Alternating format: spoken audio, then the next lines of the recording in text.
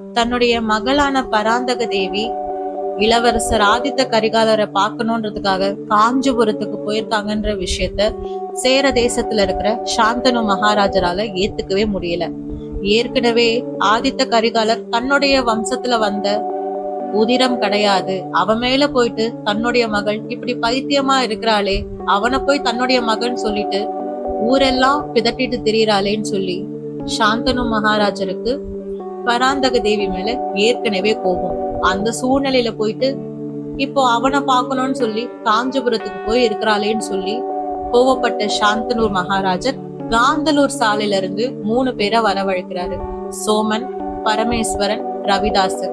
இந்த 3 சகோதரர்களையும் வரவழைச்ச சாந்தனு மகாராஜர், நீங்க உடனடியா காஞ்சிபுரத்துக்கு கிளம்பி போகணும். போன வேகத்துல என்னுடைய மகள் கிட்ட சொல்லி உடனடியா அவளை கையோட சேர தேசத்துக்கு கூட்டிட்டு வாங்க, இதுதான் உங்களுக்கு நான் கொடுக்கற வேலைன்னு சொல்லிட்டு அந்த 3 சகோதரர்களையும் காஞ்சிபுரத்தை நோக்கி அனுப்பி வைக்கிறாரு.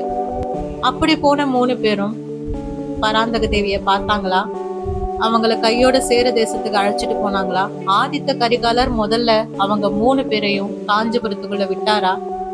எதுக்காக கரிகாலர் மேல சாந்தனு மகாராஜருக்கு இவ்வளவு வன்மம்? முழு வீடியோ சேனல்ல இருக்கு, மறக்காம போய் பாத்துருங்க.